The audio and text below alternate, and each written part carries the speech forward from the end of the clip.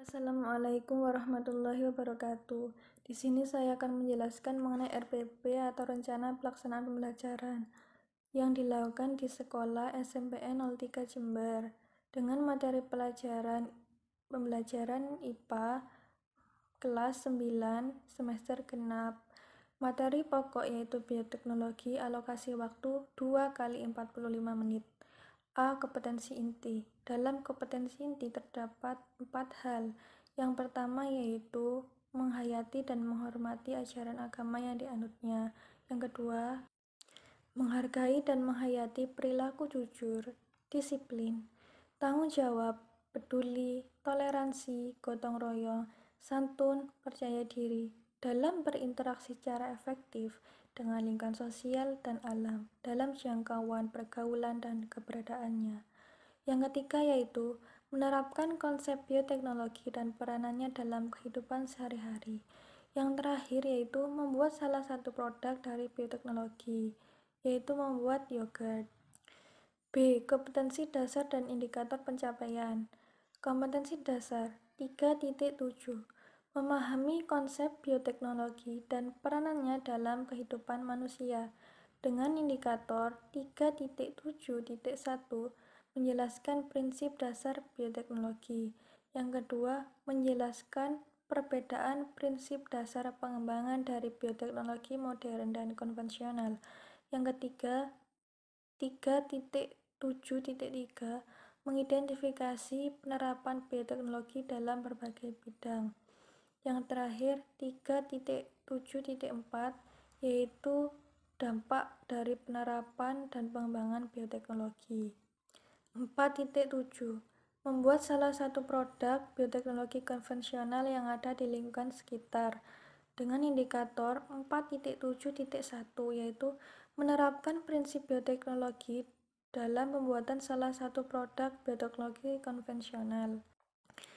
C. Tujuan pembelajaran. Setelah dilakukan pembelajaran, diharapkan peserta didik mampu menjelaskan prinsip dasar bioteknologi, mampu mengetahui perbedaan dari prinsip dasar pengembangan bioteknologi modern dan konvensional, mengidentifikasi penerapan bioteknologi dalam berbagai bidang, mengetahui dampak penerapan dan pengembangan bioteknologi, dan yang terakhir, menerapkan prinsip dari bioteknologi itu sendiri.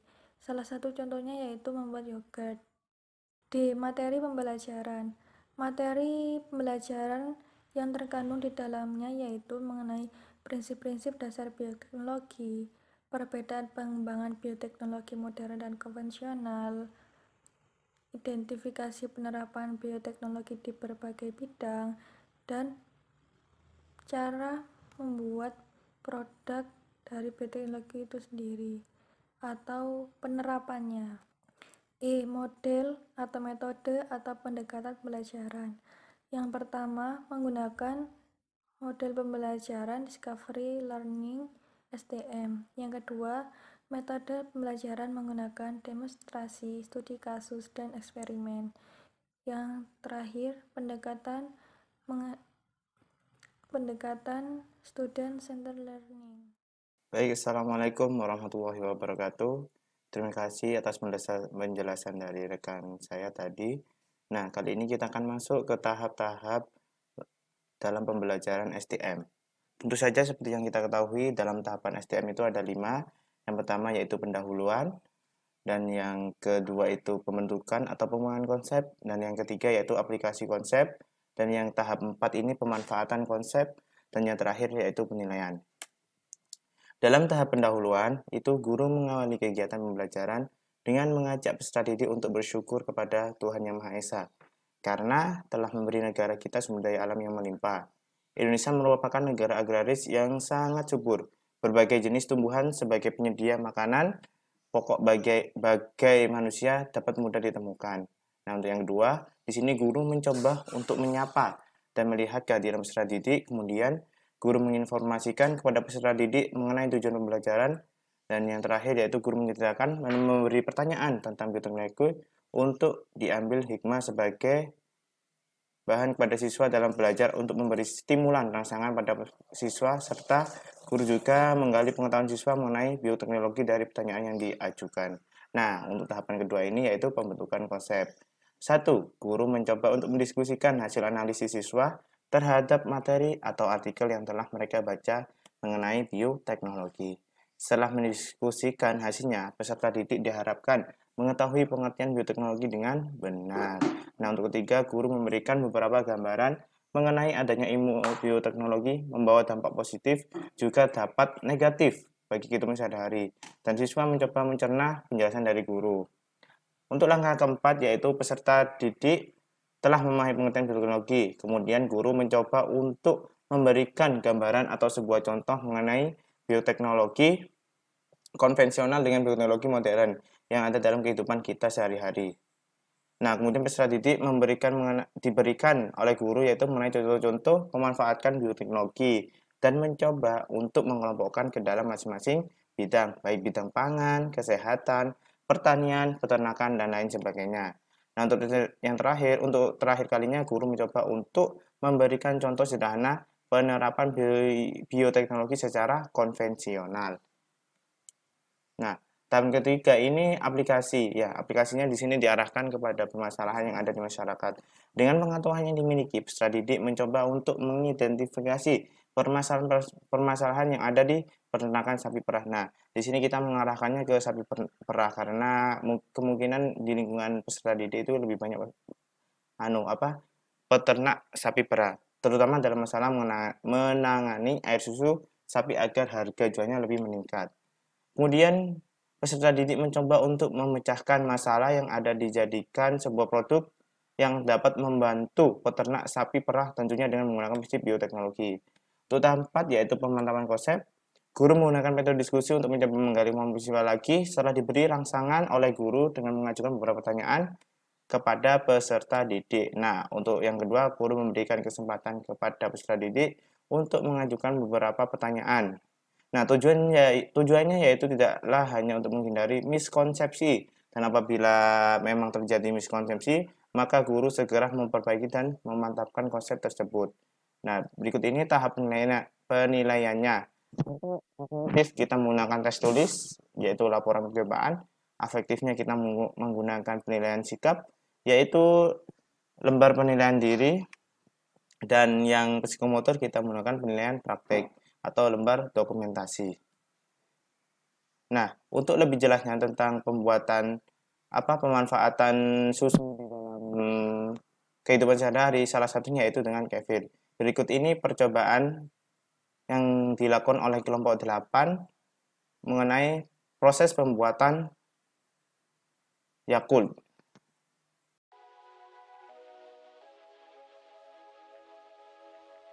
Assalamualaikum warahmatullahi wabarakatuh. Di sini kami dari kelompok 8 ingin mempraktekkan proses produk kami, yaitu cara pembuatan Yakult. Dengan tujuan agar peserta didik mengetahui pemanfaatan bakteri dalam pengaruh bioteknologi pada pembuatan Yakult. Susu fermentasi merupakan susu hasil proses fermentasi oleh bakteri asam laktat. Susu fermentasi yang mengandung bakteri asam laktat sangat bagus untuk sistem pencernaan kita.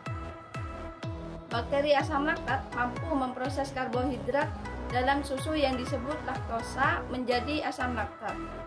Asam laktat yang dihasilkan akan menurunkan derajat keasaman dalam usus hingga menghambat pertumbuhan bakteri yang merugikan dalam sistem pencernaan kita. Dan Yakult adalah minuman susu fermentasi yang dibuat dengan cara memfermentasikan susu bubuk skim yang mengandung bakteri asam laktat hidup Lactobacillus. Dan dari warna Yakult tersebut didapat secara alami dari pemanasan campuran suatu bubuk skim dan glukosa. Dan di reaksi tersebut antara asam amino dalam suatu bubuk skim dan karbonil pada glukosa. Alat yang perlu kita siapkan yang pertama yaitu adalah kompor, yang kedua ada termometer, yang ketiga ada wadah tertutup ya Kak, dan yang terakhir ada sendok. Lanjut untuk bahan. Untuk bahan yang diperlukan yaitu susu, UHT, dan juga Yakult.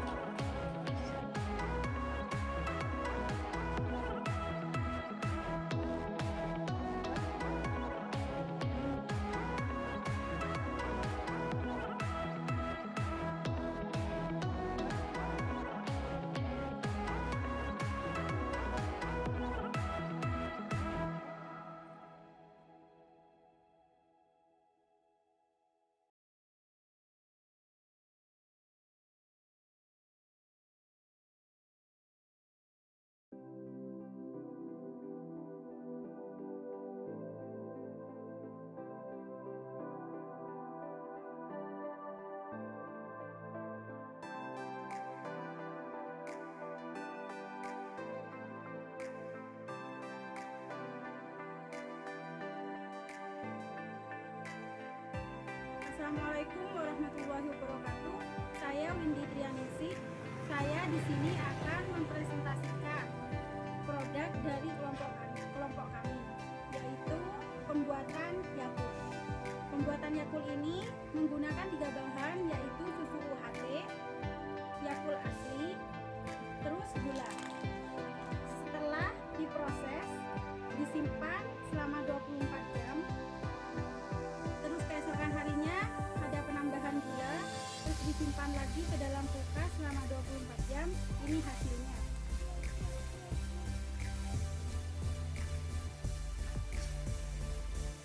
Untuk warna sudah sama seperti Yakult yang di pasaran, krim. Untuk rasa, mari kita coba dulu.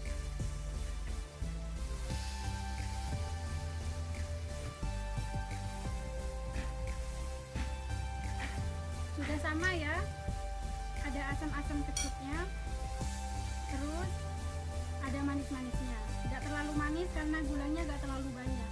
Mungkin kalau yang Yakult aslinya banyak gulanya, sedangkan yang pembuatan kami tidak terlalu banyak gula.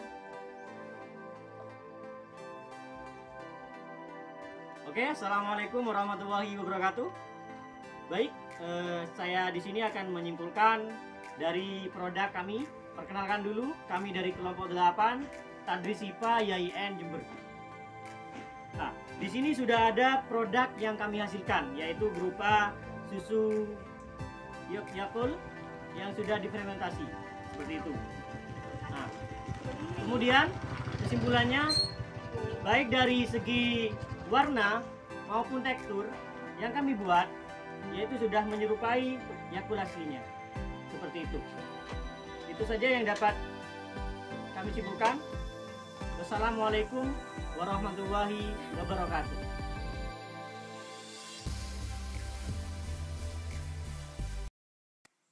Nah, setelah kita melihat video proses pembuatan Yakult tersebut, tentunya di sini terdapat beberapa langkah agar memudahkan peserta didik nanti apabila ingin melakukannya. Ya, di sini ada lembar kerja siswa tentang tujuan percobaan, dasar teori, kemudian alat bahan, angka kerja, serta lembar pengamatannya. Nah, setelah itu, di sini juga menyediakan buku pegangan bagi peserta didik yang isinya tentang bioteknologi. Bisa dilihat dari peta konsepnya di sini. Nah, ini kelompok 8, bioteknologi, intinya membahas tentang ini, bioteknologi konvensional, bioteknologi pangan, tapai, yogurt, dan lain sebagainya. Mungkin bisa dibaca lebih lanjut untuk peserta didiknya.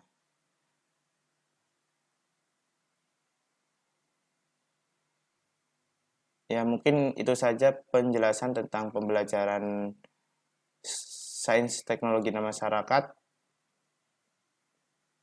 Kurang lebihnya dari kelompok kami, apabila ada kesalahan mohon dimaafkan karena kita juga manusia.